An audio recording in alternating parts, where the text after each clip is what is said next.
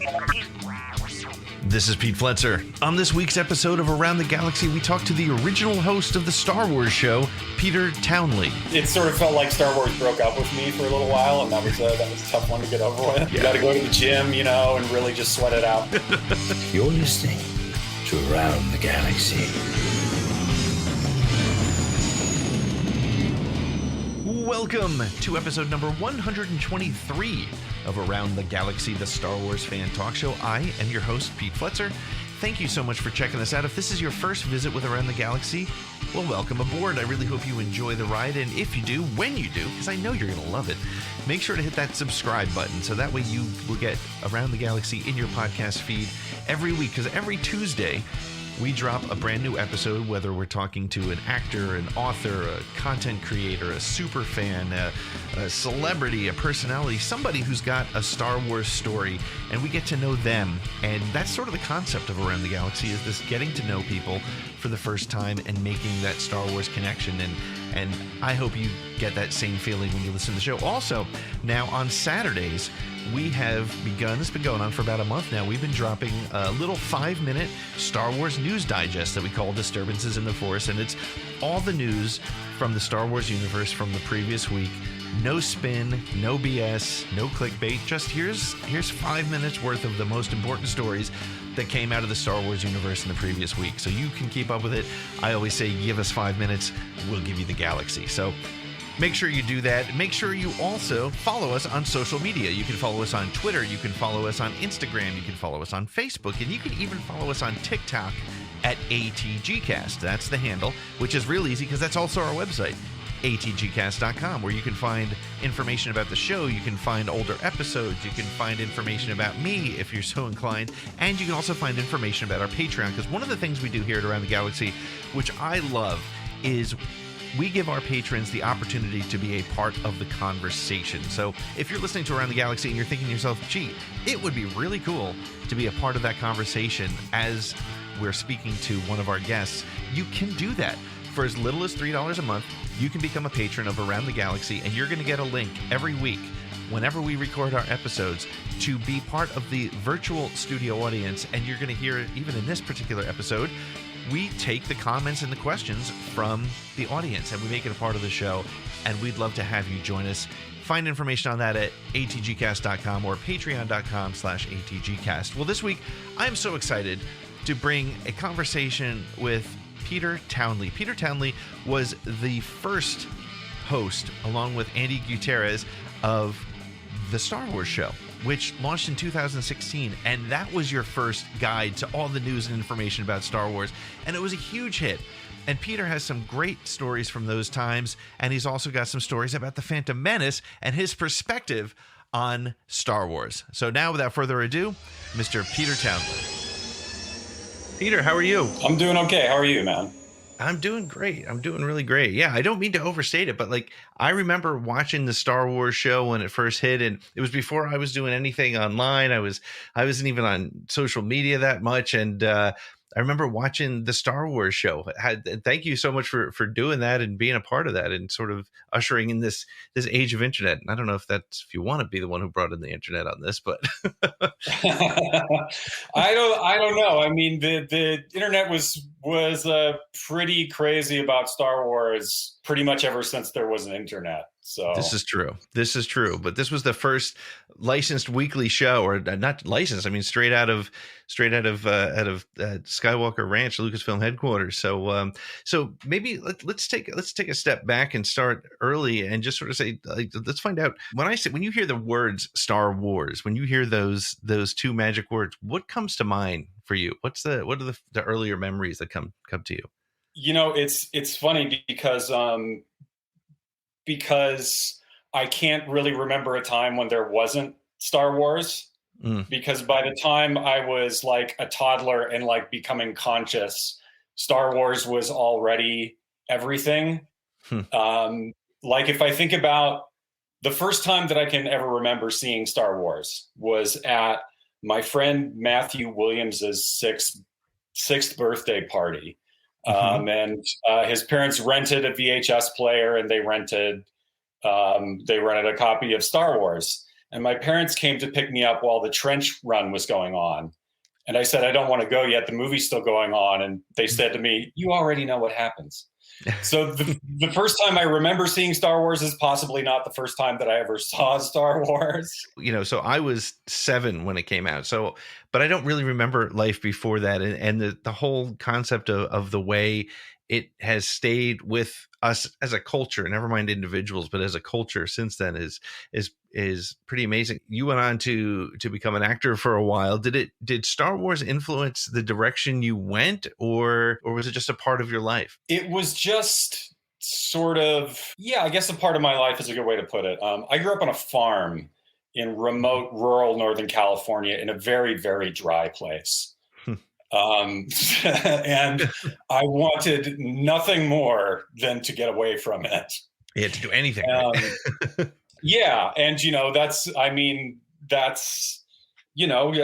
Skywalker is from Space Modesto. He wants to get out of his dusty little town and do something more with his life also. And I just recognized myself in that guy immediately when I was a kid. It's just something that's kind of always been there with me. Later on, when I went to college, the apartment I lived in my sophomore year, we didn't have cable TV or even a pair of rabbit ears. We had a small CRT television and a VHS player and the Star Wars trilogy. And those are the only movies that we like. Everyone who's my age, everyone who's born in the late 70s, has this like common language. And you can basically, when you were born while the original trilogy was really in theaters and that kind of thing, like you can just relate to just about anyone you meet on it,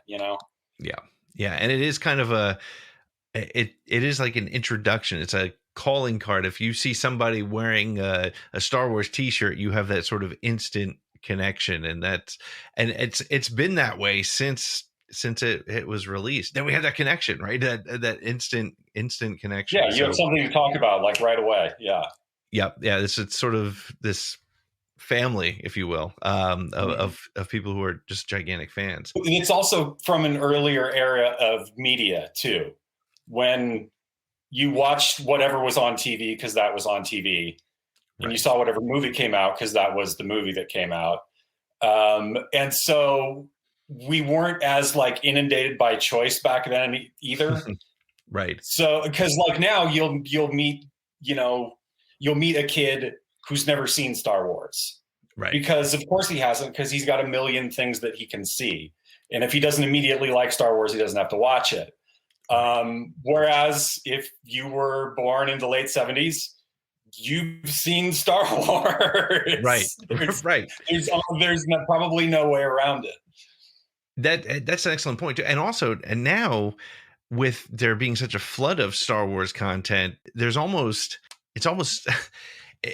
there's a lack of potentially a lack of appreciation because there is so much of it. So if you like it, you've got it. When you were, if you saw you and I both lived through sort of that dark time after Return of the Jedi, and we had to wait, and we were just reading the Thrawn books and the bizarre EU comics and that sort of thing. And that was all we had. So how did you continue to follow Star Wars through that dark time, or did you kind of move away from it? A little bit. Let's see, because a lot of the books didn't really grab me that much. The short story books were the ones that I really liked, that I hung on to. Some of those really weird. I had some of the Marvel comics when I was little. Yep. And there were those really weird Tales of the Jedi comics that came out in like the 90s, I think. Yep. But mostly it was just watching the same movie over and over and over and over again. That's pretty much what being a Star Wars fan was for me through the 80s and 90s. This is Jason Fry. You're listening to Around the Galaxy. Were you excited for the prequels? I'm guessing you were sort of. What were you? I was in college. You were in college, yeah. Yeah. I remember I went to. I was excited. And it was such a very different internet when the prequels came out. Yes. Yep. And there was just a very different version of like Star Wars insider charlatanry, however you want to say that. And so that was like, it was just like incredibly amusing because I had only recently like gotten onto the internet in any kind of way. And mostly what I used the internet to do at that point was to download the chords to Stone Temple Pilots songs so that I could play them after parties and talk to girls. Exactly. So then when I found out there was Star Wars stuff on there, it got very hilarious very quickly because there was the early days of StarWars.com that happened in the late 90s. And then there was like Super Shadow. There were like characters like that who like, I know what Star Wars is actually about. Right. Yep. And just kind of how hilarious it was to see people speculating about this movie. But yeah, I went to go see that movie in the theater. I saw it the day after it opened at like 10 in the morning, which is my favorite time to go see any movie. Is as early as possible after opening night. Because you don't usually have to wait in line at all. And I saw it at this very small theater. It seemed small at the time, probably because there weren't that many people in it in Santa Barbara, California, where I went to college. And yeah, me and let's see, it was me and Mike and Sam and probably Mike's girlfriend all piled into somebody's car and went to see the Phantom Menace. And especially because I know exactly what you're talking about. That internet time was so interesting. There were, like Ain't It Cool News and all those websites that had, as you said, all the inside scoop and allegedly the inside scoop. And the buildup for Phantom Menace was enormous. Where did you fall in that fan base, that sort of that honest perspective of, I was at the premiere in New York. And so I walked out of it and I was like, I wasn't sure what I just saw, but some people, and it has grown. Yeah. The prequels to me have evolved as a set of films. How about yourself when you walked out of Phantom Menace? It was because here's the thing also about not seeing something at opening night, like nobody's applauding. No one's super hyped for it. Everyone's just there to see the movie, And so like later on, when I went to see Attack of the Clones, I saw that at opening night in, I think, Glendale. But yeah, Phantom Menace, credits roll, theater is quiet. We all get in the car and it's a very quiet car ride back to Isla Vista because we're all just kind of going, and it's the thing, and like the first thing that was said, it was my friend Mike Benveniste. I'll never forget it because like it's not people get kind of worked up these days. Well, some people in bad faith get worked up over the idea that like Star Wars is too politically correct now or something like that. And like as if that's something new, but it's not. Because like we're Gen Xers, right? We were teenagers during the Clinton administration when the idea of political correctness really started to enter popular consciousness, and immediately all of our pop culture was against it. With like movies like PCU and comedians like Dennis Leary, and everything was anti-PC. Yep. So that's us, the Gen Xers, going to see the Phantom Menace. And as we're on the way, it's just like we're not saying anything in the car, and my friend Mike says, I wasn't expecting there to be so many racial stereotypes in Star Wars.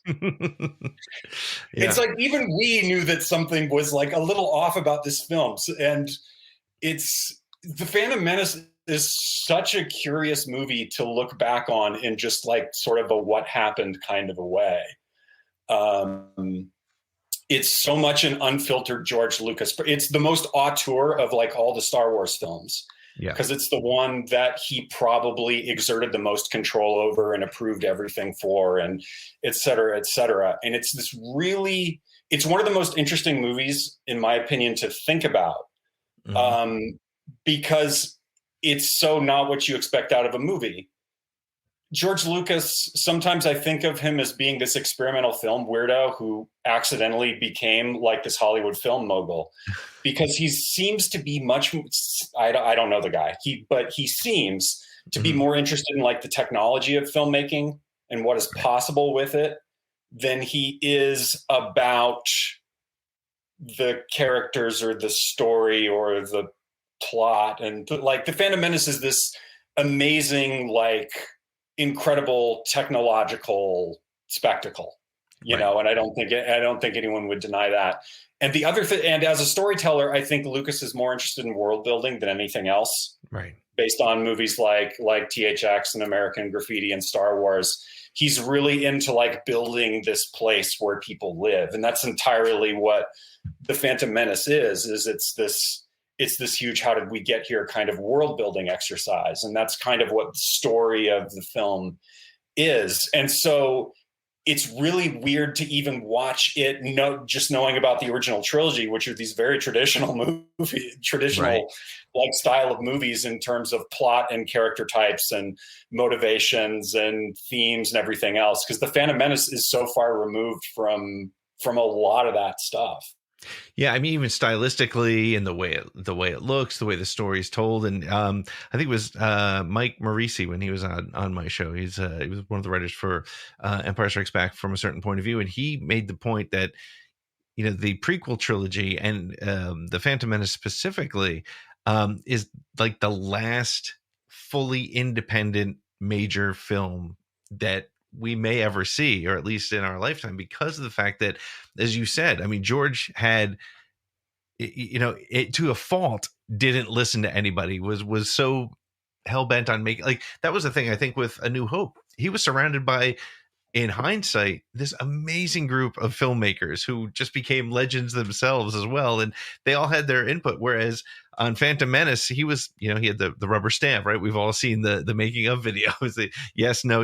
And he was surrounded by people that wanted to make his movie. And that's a really interesting perspective as well. And so yes, I mean, I think Phantom Menace struck people a little bit differently. And has it changed? Has the prequel trilogy changed in your mind at all over the years? Or it has. It's kind of like, you know, I was initially way too angry at it or something. Like initially I just really didn't like I really didn't like the Phantom Menace for about probably 10 years. And then for about 10 years, I think I ironically liked the Phantom Menace. And now I'm just, I kind of view it as being this sort of oddity where I like it. And also there are many flaws with it, you know, that are a part of what makes it what it is. And I don't know if flaws is the right word, because that sounds like I think someone made a mistake, and I don't think that anyone did necessarily. But it's just it's strange. It's a really odd movie, because you can think about this movie forever. You can think to yourself, okay, who's the protagonist of the Phantom Menace? Because it's just not clear. Right. Because normally the protagonist is like a rookie type of a character, like Luke Skywalker, someone who's new to the way that things work, and you kind of follow them and learn with them and stuff like that. Well, Obi-Wan is sort of that, he's kind of that character type, but the movie doesn't follow him. The movie follows Qui-Gon. Right. It's from his point of view mostly, but Qui-Gon is like the jaded, grizzled old veteran who's kind of smug and doesn't think he really has to play by the rules, and has just a lot of contempt for the world in general, possibly because of the life. It's just like, it's hard to be on that guy's page when you're jumping into a new world. Right. And like, in terms of like what usually happens to the protagonist, and that they like start from a place of comfort, and then something's wrong, and then they have to go on this journey to get what they need, and they pay a price for it, and they come back, you know, being changed, you know, coming back to their old life, but now something new can begin. Mm-hmm. And that's what happens to Padme. Right. Yeah. Padme, the movie doesn't spend much time with her, and she doesn't really make anything happen in the movie until more than halfway through it. Right. So like, just in terms of like making sense of a movie through its characters, it's kind of hard to do that with Phantom Menace. It's really a strange movie.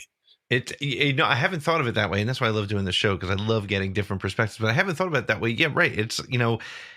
It's nobody's movie. It's not even like an ensemble cast that works really well and grows together, right? It's like it's a bunch of very interesting, unique characters. And to your point, and the thing that I hadn't thought about till you said it was, this movie truly is all about world building, and so as a result, you're not getting the character studies perhaps that you might.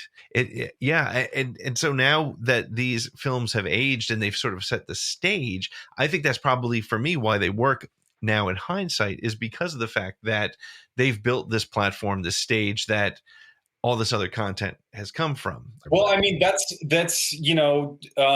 that point, I started reading Star Wars comics again after the prequels came out. Mm-hmm.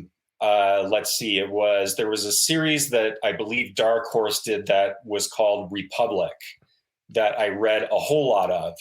Because that's the thing about the prequels, is that because they are so world building intense, it makes it's this great playground for creators outside of the films to see what they can do with. Right. And we got the Clone Wars cartoon series because of the prequels and that sort of thing. And I thought some of the comics were very, very good too, because there really was a lot there in the films to build off of. Yeah. Because so much effort had been put into creating that world. Yeah. Now that I think about it, the story of the Phantom Menace kind of really, really is its world building. The first thing that the movie does is tell you that the story is about economics. Right. It's just like, okay, so this is not going to be nothing like those other films, I guess. And it starts out like if you move through the worlds it takes place in, it starts out on this kind of colonial. This sort of colonial resort world, where dominant species in the galaxies, which sort of clearly seem to be humans by the way that things play out in the film and by who the characters are, have like colonized a planet that has a lower technology level species on it. And just rather than mine it for resources, it's like some sort of trade center. So it's being blockaded by this government / trade. It's weird. The Trade Federation is kind of like the British East India Company of like the 18th and 19th centuries. Yeah. In that they're both a trade organization and they govern, some part of the galaxy. And so they go from this conflict to then somewhere that's totally out of the Republic, which is Tatooine. And so it's just like, okay, we've seen this weird colonial Republic world. Now we go someplace outside of the Republic where slavery still exists, where the government actually doesn't have control over anything because it's on the outer fringes of society. It's an incredibly different place. And it's also a familiar place that we're seeing in a different way. And then they go from Tatooine to Coruscant, which is the Imperial core, which is where all the resources from the outlying worlds are funneled, where all of the money and all of the stuff goes and all of the things happen. And it's in such stark contrast to the other two places that it really gives you the sense that, oh, this is called a republic, but it's already an empire. It's already functioning as one. Right. And that's kind of the funny thing about the prequels too, is that it's the story of the fall of the Republic, but the Republic is already done by the time the Phantom Menace comes around. They just needed someone to come in and actually take over. Right. The cracks were in the walls, but they were just about to, it was about to start to crumble. I love that perspective. And it's funny, I've talked about this movie hundreds of times, and that perspective is such a fresh look at it, because it's what you're doing is you're helping me to frame what I love about it and what I didn't like about it at first. And it's interesting that you had that similar. I think a lot of the older fans, the original fans or whatever, geez, I hate to sound like a gatekeeper in any way, but those of us who were there at the beginning had that sort of reaction because it was simply building that world. But now there's such a generation of fans that was their introduction to Star Wars, and they absolutely love everything about it. I mean, and it's interesting because it's not that I don't love it, because my mindset has changed so much on just the prequels, just simply because I think as what we were talking about.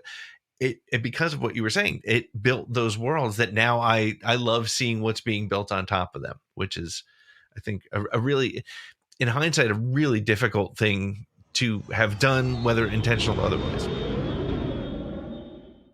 Hey everybody, this is Jermaine Lucia from IO9, and you're listening to Around the Galaxy. Let's talk about the Star Wars show, which was it May 11th, 2016 was the first episode. It was the week after Star Wars Day, and we had thought we were going to start the show on Star Wars Day, but it got pushed a week for some reason.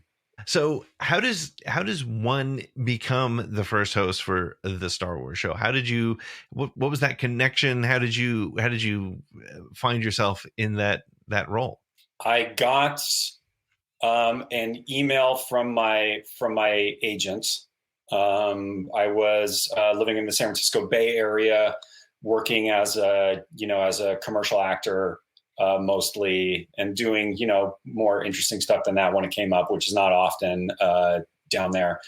I did pretty good down there, probably above average, because I could make a good chunk of my living out of doing stuff as an actor, and also have time to do plays and other projects, and work do like a writing gig for a tech company, or I also worked as a fitness trainer, like working at a gym for $15 an hour or whatever, and just stitching together a living by doing that stuff.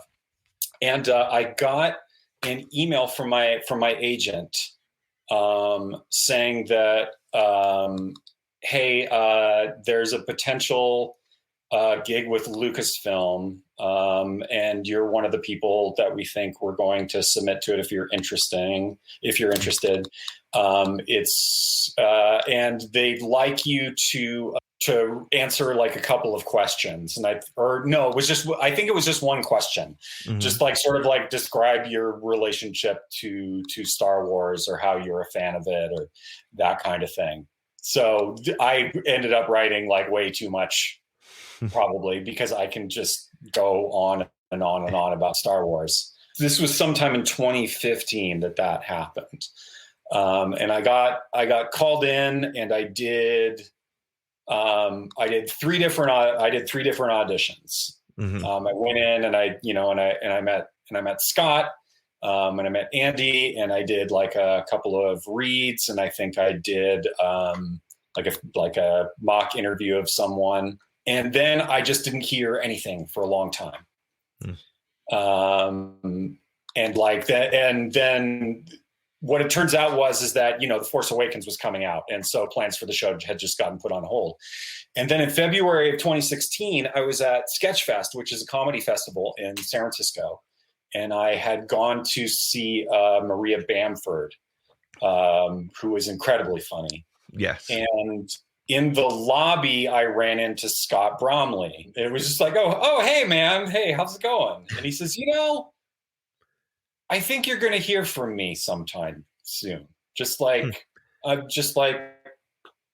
think we might have something after all. And so I got called in, I don't know, March or April, I guess. And I did 3 more auditions. And then I guess it was late April or early May, my agent told me I had the job.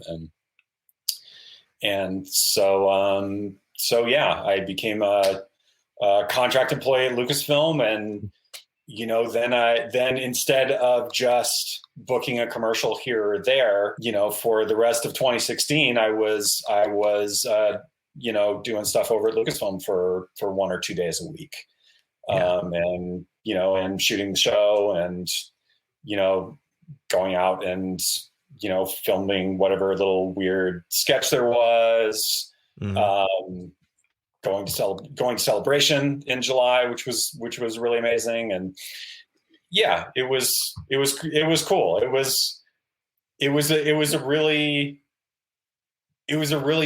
kind of a strange process getting there. Now that I think about it, like that's just not what auditions are like usually. And so you did it for about a year. And so during that time, you did so many interesting, I mean, it almost felt like Star Wars or Lucasfilm was sort of exploring the space, because your first interview was with Duncan Jones, right? And he wasn't the first person I interviewed, but that was the first one that aired, right? Yeah. Yeah. But yeah, that it's the heart. Like, I don't really know much about booking the show. I think Andi booked the show, if I remember correctly. But it's tough when it's, from what I gather, is that from both this and just talking to other people who do shows, it's hard to book a guest for the first episode of a show. Sure. Yeah. Because it's like, you don't really have, well, this is our show, we want you to come. Trust us, it's going to be great. yeah. So it could be tricky. And so, like, Duncan Jones was doing the post-production stuff on Warcraft, which was being handled by ILM. So he was there, and the show was able to bring him in to be interviewed while he was at ILM. So what's some of your favorite memories from your time on the show? I got to ride in the backseat of a race car at the Sonoma Raceway. That was pretty amazing. I got to meet Kevin Smith, who was Clerks was like me and my friends' favorite movie when we were in college. Yeah. So that was pretty cool. I'd never been to a Star Wars celebration before. And so Celebration London in 2016 was the first time I'd ever been to a Star Wars convention.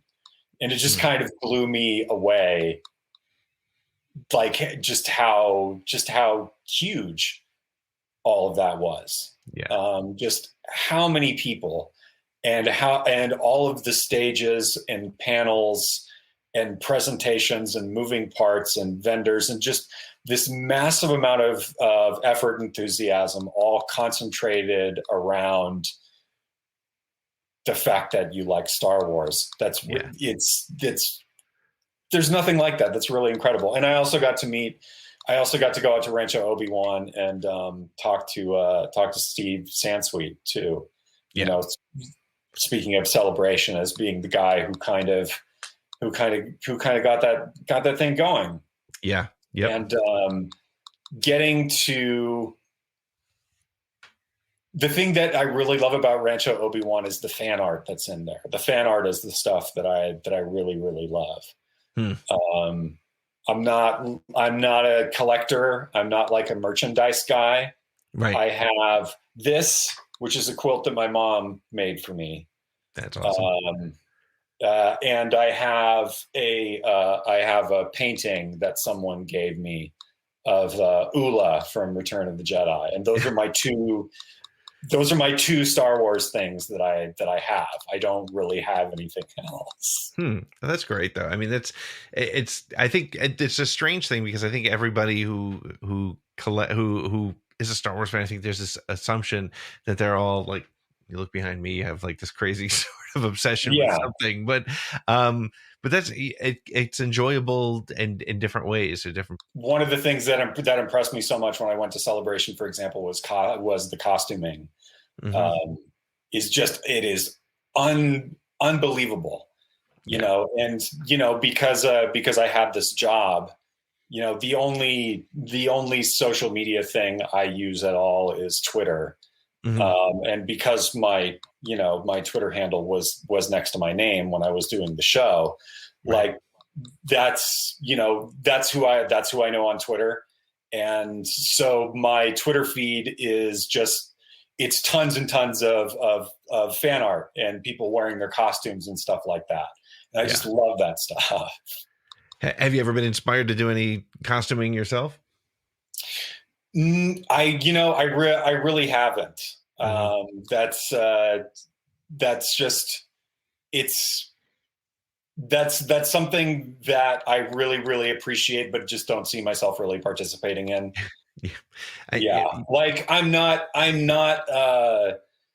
I said, the first celebration I went to was the one where I had the job. It's just, as a fan, Star Wars is something that is more of a personal than a social thing to me. Right. It's not something I'm used to, like going out with a whole bunch of people and being excited about. Star Wars is just something that kind of lives in here for me.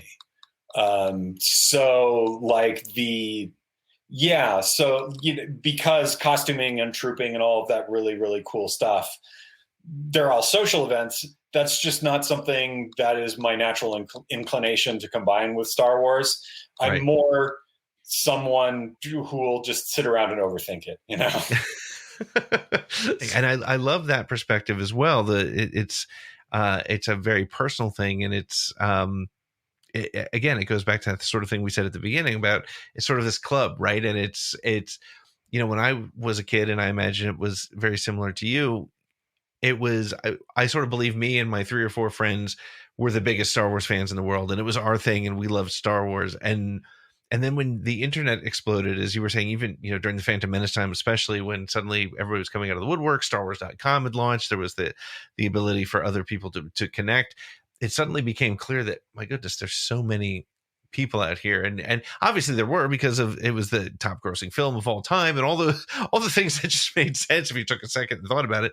But there was absolutely there was this sort of personalization, or this personal impact that I feel like Star Wars has always had. This is Peter Townley, and you're listening to Around the Galaxy. So you were on the show for about a year. Do you keep in touch with the folks who are still there, or do you have you kind of separated yourself from? Not really. Yeah. I just I'll holler at Scott from time to time, or just interact with people on Twitter, but not really. Mostly I hear from them if they want me to do a sketch for them or something like that. Did leaving the show impact your interest in Star Wars? Did it just sort of move on and still keep that fandom, your own personal fandom, at that high level? It took a minute, it sort of felt like Star Wars broke up with me for a little while, and that was a tough one to get over with. Yeah. You got to go to the gym, and really just sweat it out for a while. But no, I got over it pretty quick. Oh no! So you were in the thick of things in social media as a result of being on the Star Wars show, and you're still on Twitter. You're still fairly active. I see you there. What are your thoughts on the evolution? I'm being very polite, of the evolution of the Star Wars fandom and where it sits today. I don't see you engaging, and which is probably the smart thing to do, but how do you see it as a fan and somebody who's actively involved in the fan relationships for Lucasfilm? How do you feel when you look at the sort of the state of Star Wars fandom now? Because there's so much positive, but there's also that little undertone of negativity. Yeah. Because I mean, the cool thing about the internet is that anyone can make a show or put their opinion out there, have a discussion about something, et cetera, et cetera. And that's neat. Mm-hmm. But the unfortunate thing that goes along with that is content algorithms, and what drives traffic to things, and how often do you have to make stuff in order for it to be seen. And it seems as though things that are negative get more views than things that are positive. Right. It's something because I've read some stuff about this. They're like content creators talking about how, like, they like to make best of lists, But the unfortunate fact is that worst of lists always get them more traffic. Sure. Yep. And so there is kind of just a negativity trade. It probably gets you a lot more attention to be angry at Star Wars than it does to enjoy it. Yep. Yeah. You know, it's true. Because people really love to argue, and people especially love to argue on the internet. And it's much easier to start an argument why thing sucks and here's why is much better than just saying that you liked it. I mean, yeah. And there's, the thing that like bothers me though is that, it's one thing to like or dislike Star Wars, just like as a fan. Everyone has their likes or dislikes, or wants to play armchair quarterback, and it could have been this way or the other. The really bad faith stuff that I don't like is when Star Wars is being framed as part of some sort of ongoing culture war, and which is, essentially just real world political ideas trying to grab onto Star Wars, something that people know a lot about, and pull them towards their ideology using it. A very old political tactic is to say that things were better before.